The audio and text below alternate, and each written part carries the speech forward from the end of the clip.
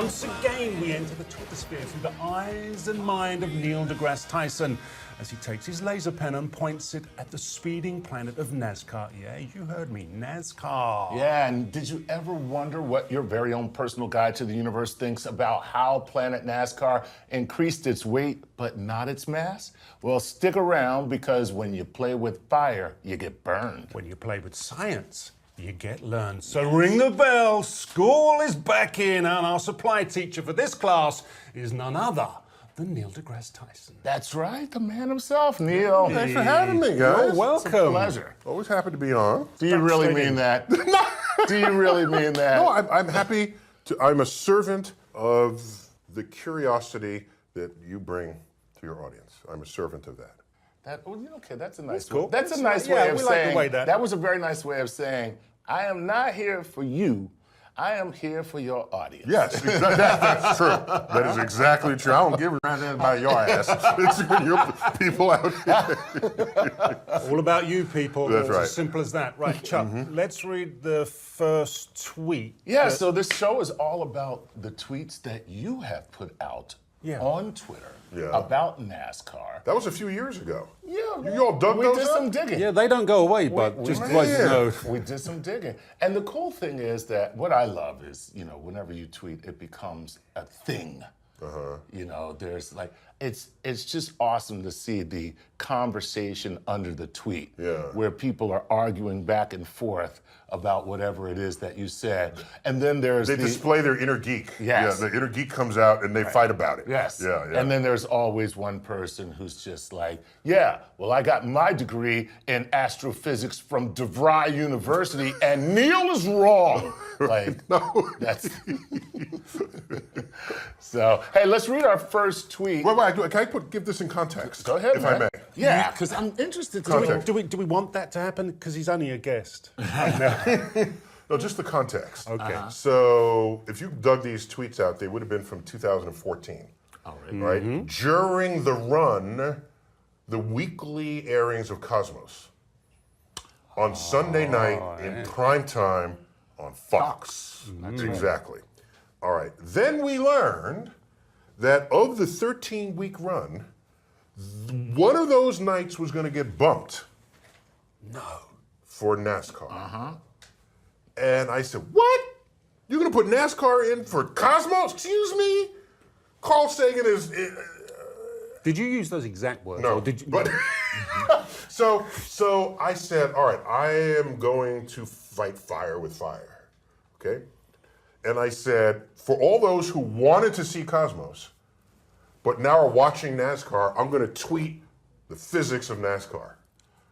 And this way, I'm respecting that it's Memorial Day weekend. You got to do the NASCAR thing. Right. It's Sunday night, family, everybody's home. NASCAR's a huge following. Yes. But I'm going to be pumping this stuff with some physics. And that's what I did. I don't know why they just didn't have you on Cosmos, but put a bunch of like branding stickers all over you. And just let you do Cosmos, like Pennzoil here, and, let him run around the track. Right, yeah.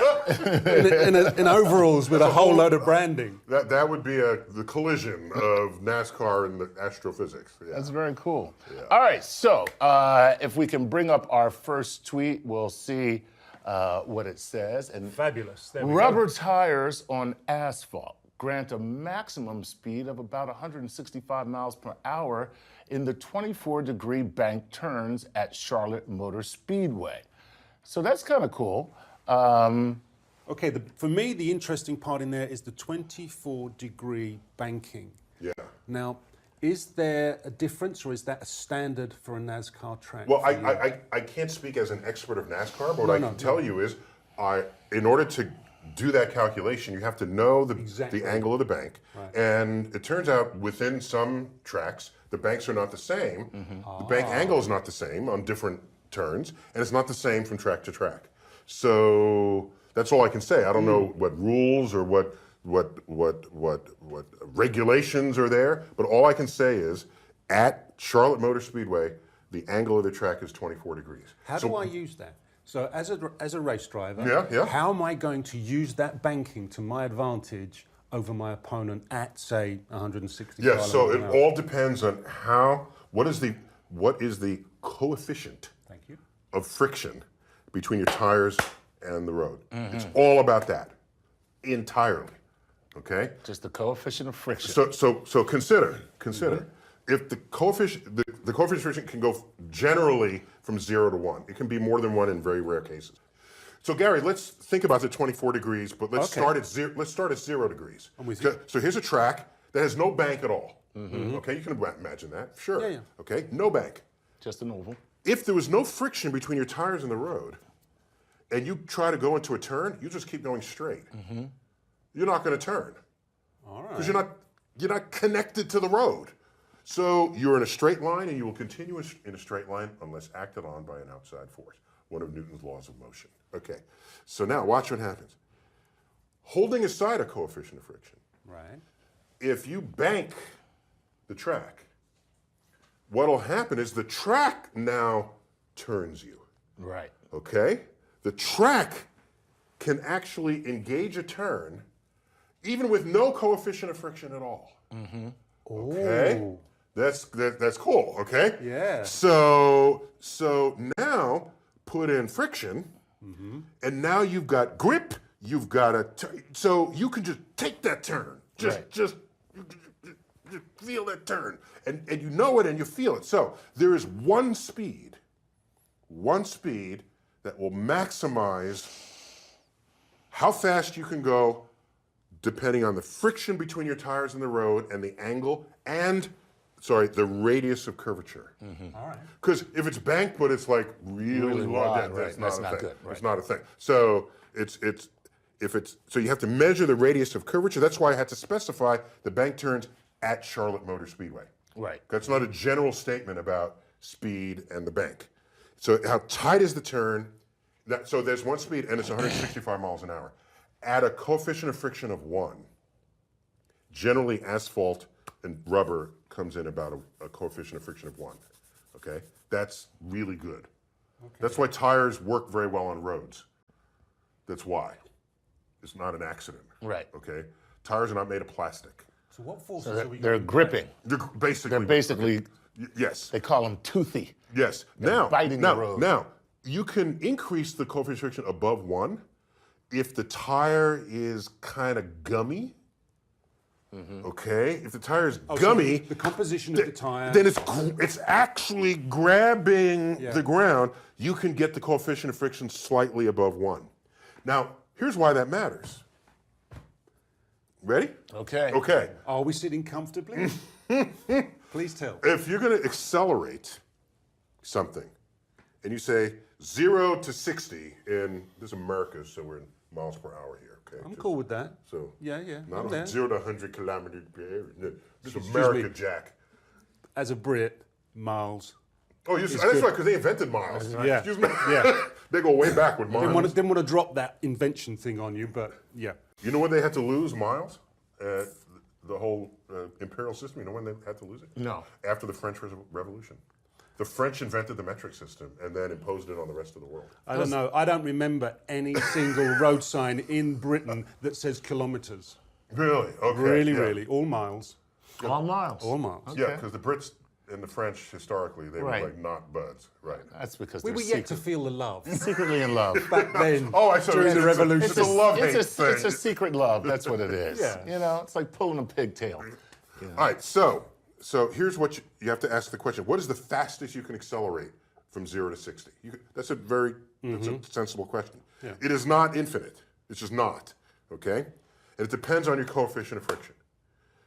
At a coefficient of friction of 1, where tires gripping, it's not a gummy tire, it's just a regular coefficient, right? The fastest you can accelerate is the acceleration of gravity itself. Ooh, which is Really? fixed. Which is fixed. Exactly. That is the fastest you can accelerate. Wow. And so, in other words, if you drop a ball, you look at how quickly it gains speed, and then you have a car with a really powerful engine that wants to accelerate as fast as well, it goes this way. So they'll go exactly the same speed. Okay? This is an interesting fact about coefficients of friction and acceleration. Excuse me. You can accelerate faster if it has a rocket coming out the back. Right. But then it's the ground is irrelevant. Yeah, exactly. Okay? Yeah. It's just pushing it regardless. You've taken away the element of You coastal take away friction. the tire road No, connection. it's just being pushed. It's not accelerating Right, from the exactly. tire. So, Or if it is on a track where you have intersecting teeth on a gear, then you can just rotate that as fast as you want. right. Okay? But if you're relying on friction, Which is what they do on an aircraft carrier. aircraft carrier, yes, Right. yes, Yeah. you can do all kinds of stuff on an aircraft carrier to get planes to take off faster or slow down faster. Okay, Yeah. so So what happens if you've got tyres that are too soft, engage too much? Do you not then impede the speed that you can travel? no. If you have really gummy tires, Yeah. in fact, they warm up the tires. In the thing. Yes, This yeah, adds yeah. to the grip and everything. And if you look at the tires of dragsters, okay, that you get those. Oh my gosh, it's like, I'm gonna get my hand off. Like chewing gum. And it's why they call them slicks. Right. It's full surface contact with the ground. There's no treads in there because they don't drag race in the rain. No, okay? exactly. For some reason. You want maximum. All their contact. tires are bald. Yeah, bald. They're basically bald. So another thing is to help out. If you have all your jet exhaust pointing backwards, that gives you a little. I don't know how much, but it's you might as well have the jet exhaust pointing backwards instead of forwards. Right. Because then you're going against your own Using generation of everything you can. anything you can get. And sometimes that matters, in races where a fraction of a second comes in. So all I'm saying is you can calculate this. So I did that calculation for Charlotte Motor Speedway. It was 165 miles an hour. Then you watch them in the race. There they are hitting above 200 in the straightaways. Then they go to the turn. And at the peak turn, they're 165 miles an hour every time. You have to watch. They have that little arrow that follows the car around, and it gives you data on the thing. And so what happened was when I tweeted that, people said, "No, these are special cars, and what do you know? You're just a physicist." As though somehow physics has nothing to do with this was the implication. But of course, at the peak turn, that's where that speed matters. They have to slow down. By the way, if you go faster than that, you're not going to stay connected to the road, and you hit the embankment. You're and flying. You look at the embankment. There's a lot of bumps on, Right, the edge of the embankment. So that's driver intelligence, that's driver knowledge of each particular track. Well, they would have to know. I Charlotte. presume they would. Someone would tell them this. Oh, yes. yeah. There's a whole team of analytics. Like the guy who did 175 miles per hour. I'm sure he told them maximum speed is 165. Because because as his car was flung off the bank and out of the arena. Now, of course, you can do 100, 200, 190, 180 going into it. Right. Because you're slowing down. At that point, you just don't want that to happen. And who was it? Was it Mario Andretti who said, if you're in complete control of your car, you're not in the race? Wow. So I've heard that. It's like, so they might be trying 166, 160. You're testing those limits of physics. Right. Otherwise, you're not in the race. You don't want to do it safe. They I have feel to that way drive about on my the edge. children. They have to drive On in the the edge. red zone all the time. All the time. Yeah. If I believe, I mean, why wouldn't I believe it? You see what these guys are doing out there. All right, Chuck, let's get to another tweet. We're going to stick with the Charlotte Motor Charlotte Speedway. Motor Speedway, which clearly you were watching this when you were tweeting. If the Charlotte Motor Speedway increased their banking angle from 24 degrees to 31 degrees, the Earth as we know it would stop its rotation. That didn't say that. It didn't say that. Okay. It didn't say that. It says if they increased their banking angle from 24 to 31 degrees, the cars could do the turn at 200 miles per hour. Right. So this must be what you were talking about. The bank is turning the car itself. Exactly. So the deeper the bank, the higher the speed can be because you're getting the force that's pressing the car There's more against of a the force to enable that turn. Right. It's not just the sliding of tires against road sideways that's trying to prevent you from sliding. Okay, that would then enable the turn. It's the bank is empowering your car to go at a higher speed in order to make that turn. See, that would be interesting from a racing point of view because it means I could hit the straightaway at 200 and not lose energy through braking coming into the bend. Not only that, if you drive at the exact speed that the bank was calculated for, you never have to turn your steering wheel. Because the car thinks self-drive. the car thinks it's going straight The the car whole thinks time. it's going in a straight line. Yeah. The car does not. So you just surf it. Right, but so what's interesting to me is, if you know this about the turns, the only steering you're doing is to maneuver in front and behind cars to position yourself. Right. So there's a whole other jockeying of what's going on among the cars, and it's not, I got to turn left. And that was the joke in Charlotte, the town, all right? They say in Charlotte, people only know how to turn left. Okay. Right. Yes, yes. That's the joke. Right. Because all the tracks go clockwise or counterclockwise around. And I'm saying if they're hitting the turns at the exact speed, they're not even turning the wheel to do that. How brave is the driver that goes into the turn and goes, nah, I'll let the car take control of this? Oh, not a chance. So how much of a change in angle on the banking could we get away with, and what sort of speeds could we play Well, with? my general question would be, you want more action, you want more speeds, why not just increase the angle? Right. Here's the problem. If you're not doing 200 miles an hour, Yep. the car is going to want to slide down. Yeah, Yeah, sure, yeah. You don't have enough force pinning it against the Yeah, the bank. so if something goes down going into the turn and you don't keep up that speed, the car's not stable on the bank. And this is for NASCAR, because we're about to revolutionize them with this physics, not discovery, but point. Is it possible to get to a speed where you not only can go up, but total Hot Wheels corkscrew?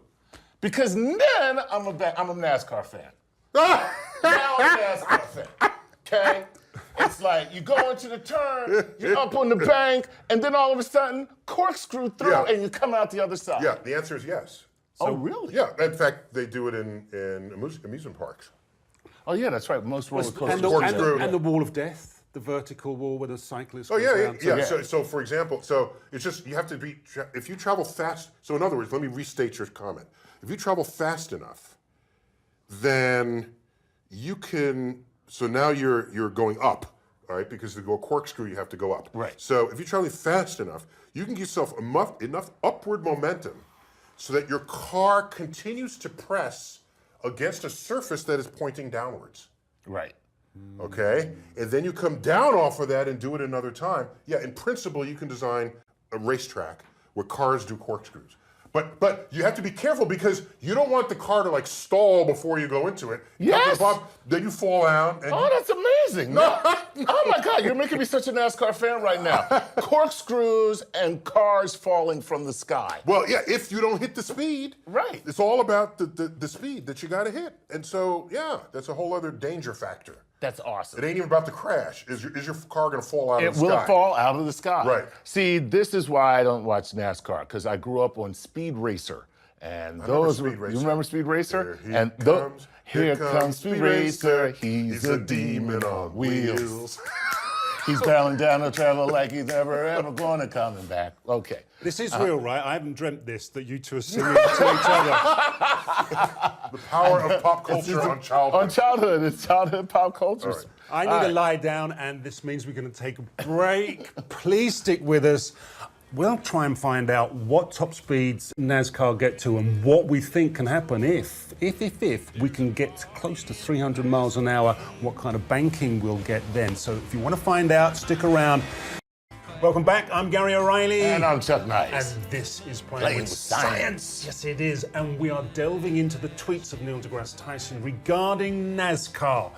Yes. Wait a minute. Are you a fan of NASCAR? Have you ever followed NASCAR? I've visited, I've been at one NASCAR race in my life. Oh, yeah? I never understood why there was so much more interest in NASCAR relative to Formula One, at least in the United States. I just didn't understand that. Did they have better marketing? Because, the Formula One cars are pretty cool looking, right? Oh, my God. Right? They're like rockets with wheels. Yeah. And the fact that they're so low to the They're ground. they're this far off the ground. Right. So I never understood the difference in appeal. Right. But I like high performance people. I like high performance machines, just as a general thing. I'll tell you why Formula One is not as popular here in America as NASCAR. Because Formula One racers speak like this. And NASCAR drivers talk like this, damn it! That's America! America! Okay. As the token European, I feel I should stand up, but I just think I'm going to get knocked back down again. No, it's nothing against you. No, I know it's not against me, but anyway, it's interesting. One's an oval, and you couldn't put a NASCAR race in Monte Carlo. But you can with a Formula One, which is so special. Anyway, absolutely. Next tweet, let's go there. All right. I know what it is. They need Formula 2. That's what it's been Formula 1 for so long. Yeah. It's time Oh, for there are formulas. There are game, other formulas coming down. Plus, there's an E-formula. Oh yeah, I heard about that. Yes, Oh yeah, that's yes. super. Electric cars. Yeah. Yeah. And they race. Yeah. They are rapid, proper, seriously rapid. But next tweet, let's go. Here we go. Spoilers increase the effective weight traction over a car's rear wheels at high speed without increasing the car's mass. Yeah. Okay, so the effective weight is... Okay, let's start out for a second. So have you noticed, either in cars you've driven or observing a police car, that if you have a heavy trunk, your car is more stable on the road? I don't know if you've ever noticed this. I transport a lot of bodies in my trunk. Okay, so that you should know. So I'm very well aware. So you would know. And police cars can also be weighted towards the, back in the day when you had rear wheel traction. Right. Okay? Yeah. So you would, if you have higher weight over those wheels, then in occasions where you might have spun out, Right. you don't. You don't. And anytime your car is spinning, then you don't have full traction with the ground and you're not in complete control of your car. It's like sledding. I don't sled. Well, drifting. You don't sled? Dude, I'm telling you right now, this winter, me, you, Central Park, Giant Hill, we're taking it on, baby. But no, here's the deal. In sledding, you need a fat kid on your sled team. Oh, If you don't have a fat kid on your sled team, forget it. you're just, so it gives you more traction. Right, that's just what you were saying. I You did didn't not get know. that email about political correctness. I didn't know this about, okay. So go ahead. Yeah, so the point is, if you're spinning, increase the weight, and then the contact with the ground becomes, the integrity gets restored, and your traction is Trouble is, returns with putting a whole load of bricks in the back of your NASCAR, you're going to lose everything because it's weight. But this is downforce exactly. without. Exactly. Right. So your weight is whatever a scale will show. Okay. Right. So Let's yes, not talk about that. I've been eating donuts lately. I'm just saying, Mexican, a lot of Mexican. Let's not talk about the scales. You could put bricks in the trunk of every NASCAR to increase that traction. Right. Yeah. You could do that, but then the engine now the motor has to accelerate more weight. And Newton's second law of motion, the force equals the mass times acceleration. If the mass goes up, then you're getting a lower acceleration from the force. You're not going to go as fast, okay? Yeah. Or you're not going to be as nimble. So, is there any way to increase the weight on the back wheels or the weight of the car without increasing the mass of the car? Yes, and there is. Yeah. And that's what the spoiler does. That's what the spoiler So as you're driving, air comes across the spoiler, presses down, increases the weight of the car without increasing the mass of the car. And this greatly improves your traction, especially at high speeds. So you said about the Formula One race cars being super sexy. Right. If you look at the curvature from the side, the profile of the car, it comes up over the front wheel, comes down, and then up over the back. So what it's doing is dragging the airflow, and you're going to tell me exactly what the physics is.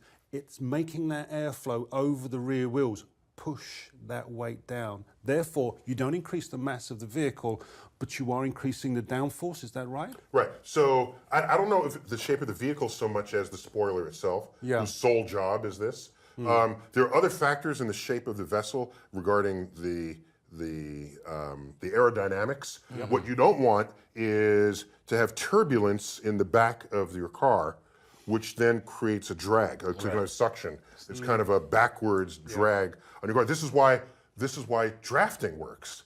Okay? Yes. So you have a car that would have turbulence in the back. You come up behind it. Okay? Now it works in two ways. One, the car that's leading moves faster because it doesn't have the drag behind it. So people say, stop drafting off of me, I'm towing you. You're not actually towing the car. Right. No. You want the person there. Right. Now, So you actually want to be the second car rather than the first car, but if you are the first car, it's better to have someone drafting than not. That's all I'm saying. because that drafter is eliminating their drag. The drafter is the eliminating drafter, the the lead car drag. Correct. Yeah. So now the air comes back, and you have someone else drafting that, and someone else drafting that, and now you are sucked in behind it. So this affects fuel efficiency too. Absolutely. Okay. Yeah. I did this experiment once. So when I first got a car that tracked what your instantaneous your fuel consumption. Your fuel consumption. Yeah. Miles per gallon. Right. And you notice if you take your foot off the pedal, the miles per gallon goes up because you're moving, but you're not. You're not sucking gas. Not sucking gas? Okay. So I was just, doing my own physics experiments on the road. This is my first outing in a car that did this. Right? You might have a problem. No. So watch. So I do this and I say, so I wonder what'll happen if I get behind this truck. So I'm driving and I'm getting like 25 miles a gallon, and then I slide in behind the truck, and my foot is still on the accelerator, okay? And whoa, it was like 80 miles a gallon. I was behind the truck. Because you're drafting the truck. I'm drafting the truck, and it was like, whoa! And Neil drove all the way to Florida, and he was only going to the store for some bread. Remember the show we did with Lance Armstrong? So you can do this experiment. That's a fascinating experiment. Remember the show? With Lance? Yeah. Lance and you got into this. Yeah. How you advocated following trucks down the freeway.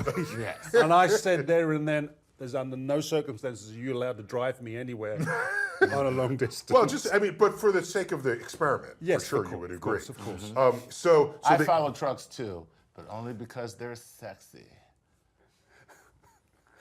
Anyhow, we'll leave you with that. I'm just saying. So the shape of the vehicle is more related to its aerodynamics, so that you don't have drag, rather than the downward force that you're otherwise getting from the spoiler. If you're the car in front, can you create dirty air for the driver behind you that really plays with their It's driving? really just the shape of your car. All right. Right. Yeah, that's all. And in NASCAR, all the shapes are the same. Yes. It's all been neutralized, basically. So in NASCAR, is drafting like a strategy, like it is in the Tour de France? I don't see why it wouldn't be. I mean, Yeah. right. Yeah. You see the sort of daisy chain of cars in races as they go round and round and round, and all of a sudden they pull that slingshot. Right. So what's going on when they pull that slingshot maneuver and use the energy to achieve that overtaking? No, I don't know the strategies of what's going on in the mind of the folks who are making these maneuvers.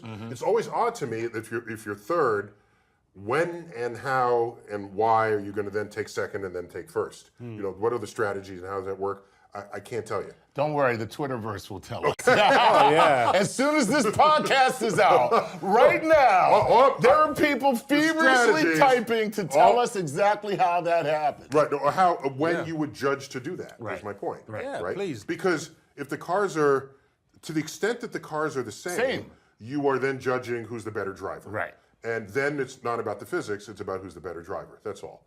So my conversation ends where the physics ends, and then the driver strategies begin. In the end of the first bit, I said we'll get into the sort of speed. So if we got NASCARs hitting 300 miles an hour, say, in the future, what sort of... You'd have to design the tracks differently. Yeah, what sort of angle? We talked about 24 and 31 degrees. What sort of angles would you anticipate the banking being, and what could we see? It's a very straight calculation. So if you have straightaways long enough to sustain 300 miles an hour, and you don't want to slow down on the bank, I'd have to do the calculation, but a 40-degree bank, 45-degree, 50-degree bank.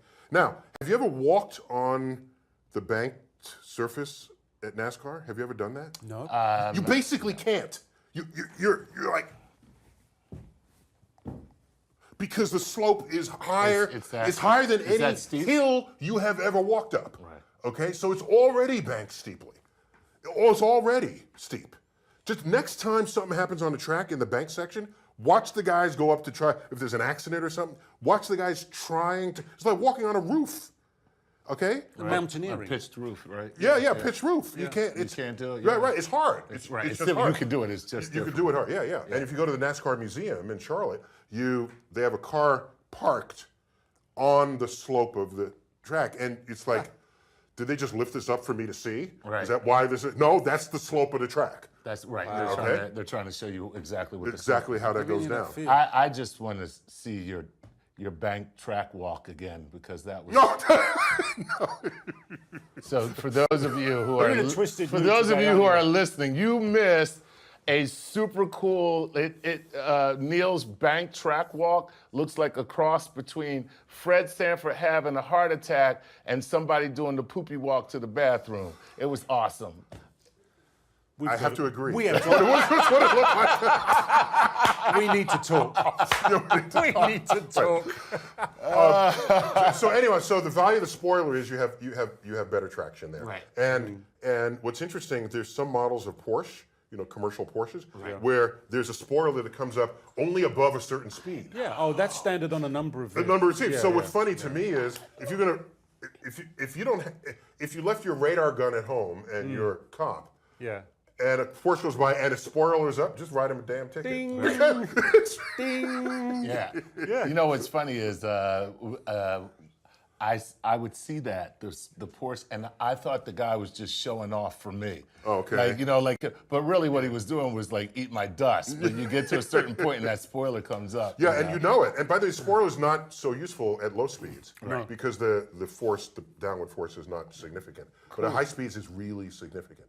And it's not driver controlled. It's just the car does it because the car knows it needs to do that because it's triggered off at a certain speed. Absolutely. And by the way, if the spoilers of old, I haven't seen them lately, but they had like the cross section of an airplane wing. Yes. Right. Okay, but upside down. Right. So that the force pushes down instead of up. All right.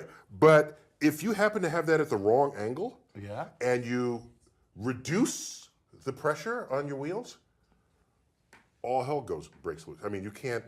Then you're not in control of the car. Right. And the car tumbles and flips. You flip the car. Yeah, you can flip the car. Look at you, just constantly finding ways to make NASCAR better. I'm just saying. But we got to get to 300 miles an hour somehow. Right. So what is the top speed? Do you guys know? I don't know. I don't know what the top speed of See, NASCAR is. there are Are cars. they limited? Is it limited? I'm sure it is. Why didn't you bring a NASCAR expert here?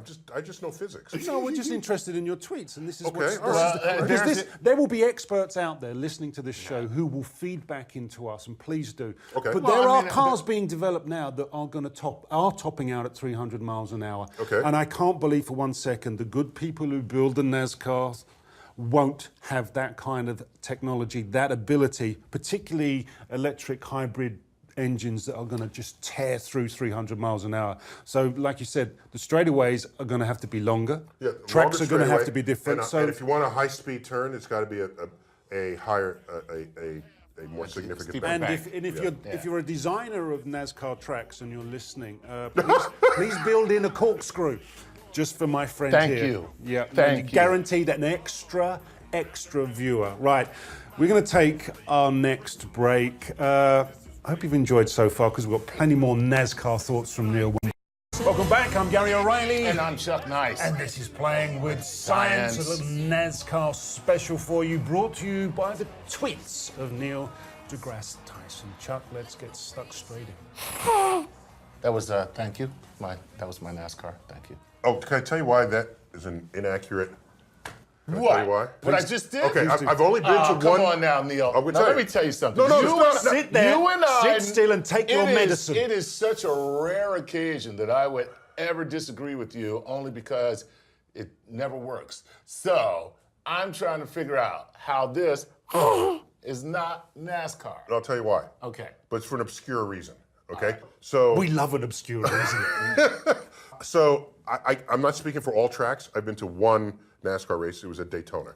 Okay, Right. and one of my great disappointments was they had speakers at every sort of interval of the track of the sound of the race going into the audience. Are you telling me that it's not true Doppler happening? That's my point. Oh. So all you hear is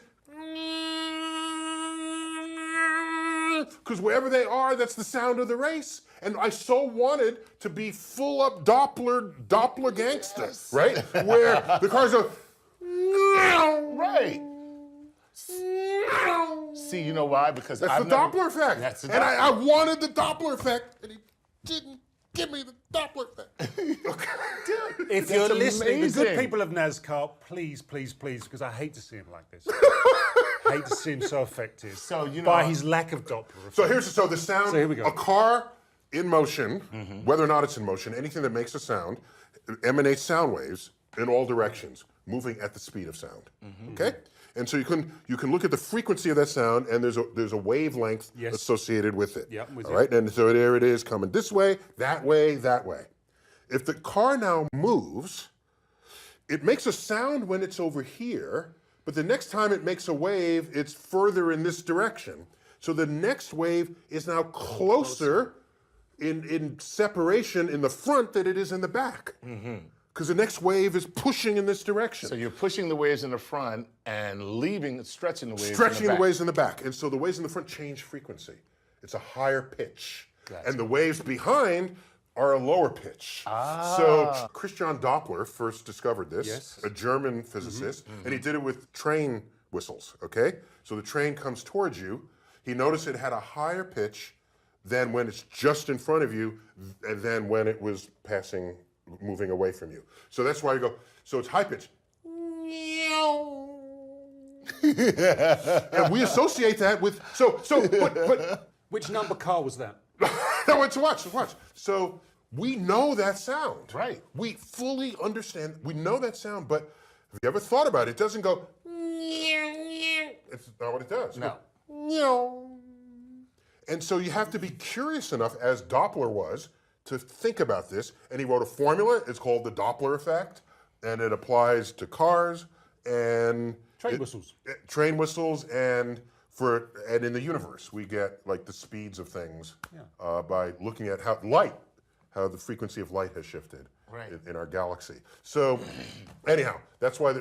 Now maybe other tracks don't have speakers all around. Speakers, right. Then you would hear the Yeah. but otherwise. And please tweet us for your favourite Neil deGrasse Tyson impersonation. Just a of the list Doppler effect. whatever. Just put a wish list together of what you would like Neil or Chuck to impersonate, and we'll do our best. What would be weird if it went. Why That would be the time reverse Doppler effect. That's a Doppler orgasm.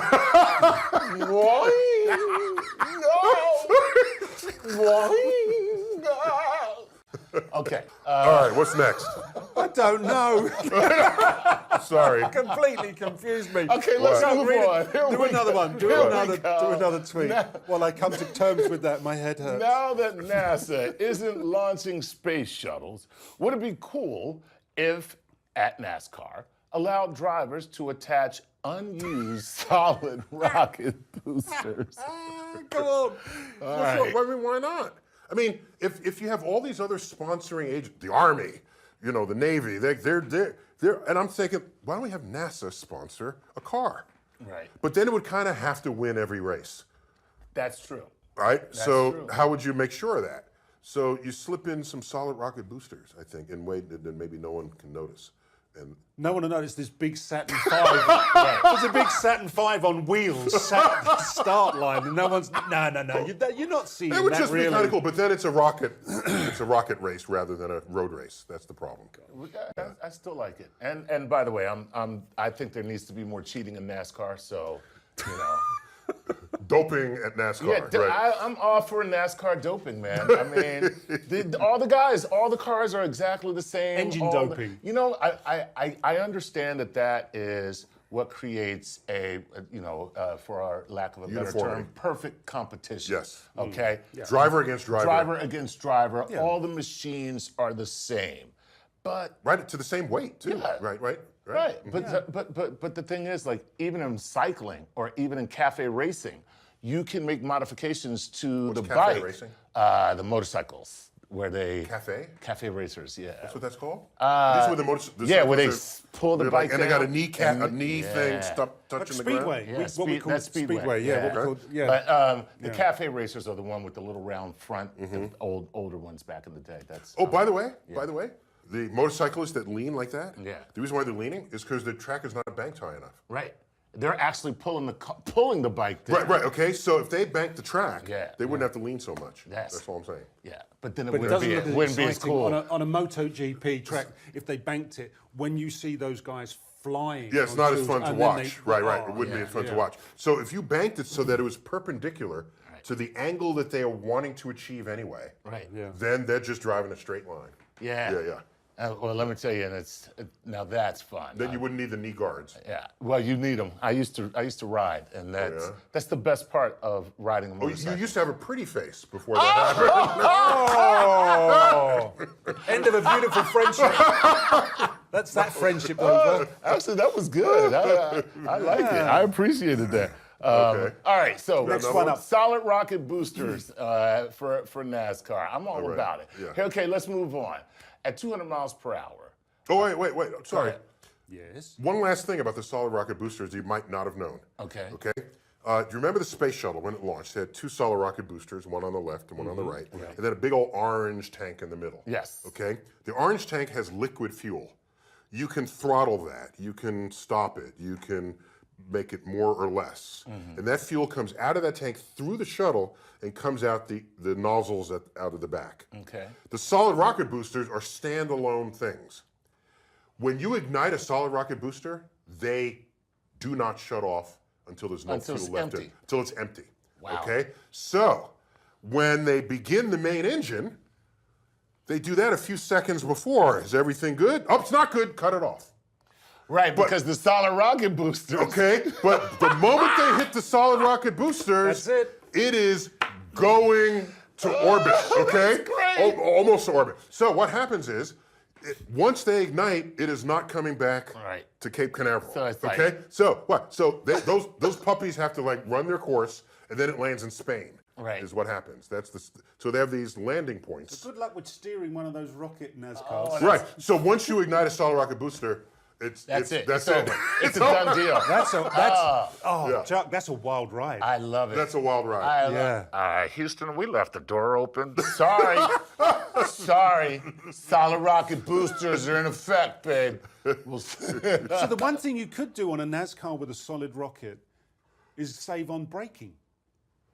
Yeah, because you can't do it. You can't brake. There's no brake. Exactly. No, if you tried to brake it, then you put on brakes, you would just melt the tires into the road. I'm telling You're you already weight guys. saving. Love Listen, it. I am telling you guys right now, between the two of you, you have vastly improved the sport of NASCAR, okay? With all these ideas. With all these ideas, okay? welcome. Corkscrew tracks, no brakes. Yeah, high bank turns. High bank turn. Let me tell you something. No brake NASCAR? I'm watching that. I wonder why. I'm watching that. Fox presents No Brake NASCAR. You want to talk about the highest ratings ever? You put 30 cars on the track with no brakes? That is amazing. Copyrighted Playing with Science. Right. No brakes, NASCAR. Yeah, let's do our next All right. tweet. There you go. No brakes NASCAR, baby. It's coming your way. All right, let's move on to our next one. At 200 miles per hour, a nice NASCAR speed, it takes 1,200 hours or 50 days to drive to the moon, and drivers would never need to turn left. You're in a mischievous mood when you do that. Yeah. So just to be clear, if you're going to drive to the moon, you don't aim for the moon. Okay. What you have to do is aim for where the moon will be when you get there. Right. That makes sense because the moon is moving. The moon is moving, and this is a 50-day drive, so that's 1 2/3 of a lunar cycle. So what'll happen is you aim for some empty part of space. The moon will pass in front of you, make a full orbit around the Earth again, and then That's it's where there you will when you meet get it. there. Yeah. Wow. And we don't normally think about it that way, but these are sort of pirouetting performers in a cosmic ballet, choreographed by the forces of gravity. So you don't need a That GPS. was very for this. eloquent. You know, that makes me feel like I should watch a J-Lo show where the planets are dancing. Okay. You're going to be watching that on your own. You're on your own, yeah. 50 days to drive to the moon, which is just a couple days longer than it takes to do the Daytona 500. So it's good. Which that thing is like what, 7 weeks long? No. What? How long? No, is you can it? do the math. If it's 500, it's 500 miles. Right. They're going 200 miles an hour. It's a 2.5-hour race. Is that all? That maybe Do the math. I don't. So it's 3 hours because they're not always 200 miles an hour. I know, but see. So you say 500 miles, that would take me 3 days and a pee break Right. to do. Okay, but if you're going 200 miles an hour, just do the math. 500 miles divided by 200 miles per hour is 2.5 hours. See, I'm gonna have to take your word for that because I don't have my phone with the calculator on it. Because I have a Google Brain now. Okay. So there's a new app called the Brain app. There it is. I have a Google Brain. I don't do these calculations in my head. There's software, there's hardware. The brain is wetware. Yes. There you go. Okay. That's right. So if we're going to drive to the moon, we don't need GPS. We need another system of guidance. You need a system of orbital mechanics to know that the moon will be there when you arrive in this empty part of space that you're headed towards. Wow, that's not that's a really bad miscalculation to make. Yeah, it would be. It's like when you show up and you're like, hey guys, shouldn't the moon be here? It was Guys? here. It should have been here. Guys, the moon should have been here like an hour ago. What's happening? It's not like you can wind the window down and ask for directions. But consider, it's not that we are stationary and the moon is moving around us. Right. We are not only rotating. We are orbiting the sun. So we are on a moving platform, trying to hit a moving platform. So are these? So really, you need to remember your physics for this. Absolutely. Yeah. So these orbital mechanics work for, you have to do that no matter what. So like the Philae lander, no matter what you're shooting into space to go Look at him talking about the someplace. Philae lander. let him. Let him. That's the lander All right. from the Star Trek. They land on an asteroid from Star Trek. Rosetta mission. Rosetta. Mission to a Yes. comet had a lander called Philae. Right. And this is mostly a European mission. Yeah. But it didn't succeed then. No. Is that what you're telling me? No, 'Cause they actually said succeeded. we lost a Mars rover, didn't we? Beagle. Yeah, because there was a mismatch of, was that the one where they mismatched newtons of thrust and pounds of thrust? It looked like a really sophisticated. Yeah, there was the It's British a measurement. The measurement, yeah. So it's the disparity in measurements that caused it to screw Right, because up. the engineers did one thing, the scientists did another, and we lost an entire. It looked like a really complicated skateboard, if I'm from memory. There we go. So, well, there you go. If you're going to drive to the moon, the thing that you have to make sure of is your orbital mechanics. Yeah, because on Earth, you drive into something that you see it's there, and you just vector towards it. Right. You can't do that in space. Yeah. Cool. All cool. right. So, notes for the future. Remember, you heard it here first. Sir, what a pleasure. Yeah, What this an has been a absolute fun show. Yeah. We did all the tweets? Yeah, we did. Yeah. And I You're going to have to tweet more. Yeah, now you're going to have to make more tweets about NASCAR. But so I think there was another NASCAR tweet. I think you missed it. What? Okay. I just asked, am I the last person in the world to realize that race car spelled backwards is race car? Dun, dun, dun. Wait a minute. Mushroom cloud. So Okay, so now we've messed with your mind as no, well as but Chuck's. race car people I think know that because in the response to that Twitter, I tweeted that, Yeah. and they said, "Yes, you are the last person in the world to know this." Yeah, that's a palindrome, right? I forgot what. I think that's called a palindrome. Yeah. All right. When it's spelled the same way forward and backwards. I did not know that, by the way. Race car and race car. You are not the last person in the world. Yeah. I am the last person in the world now. But the longest legit one of those. The longest legit palindrome? Yeah, the longest one. No. Okay. It's a man, a plan, a canal, Panama. A man, a plan, a canal, Panama. Now I'm reading it backwards in my mind right now. You're correct. Yes, that's why you have me on the show. So, listeners, But once see, again... wait, did you? They're longer ones, but they're Did you just see weird. That's my go-to, right? So Neil says something, and I go, you're right. I feel like bitch slapping him. It's like what? and then I basically get to take credit for your brain. Just like, let me think about this, Neil. God, you're right. No. So the thing is, if I were actually wrong, I'd want to know immediately. Of course. But I invest a lot of energy trying to get it right. But I can't be right 100% of all times I'm ever speaking. No. So I welcome comments if people think I did Oh, something and there's right. a lot of them. Yeah, All right. yeah, okay. Yeah. That's it. That's our show? That's our show. Once again, we have proved every day's a school day. And play with science, and you get watch up. You get no brakes NASCAR. It's coming. No brakes. Yeah, that's the way it is. It's been Playing with Science. Thank you so much to Neil deGrasse.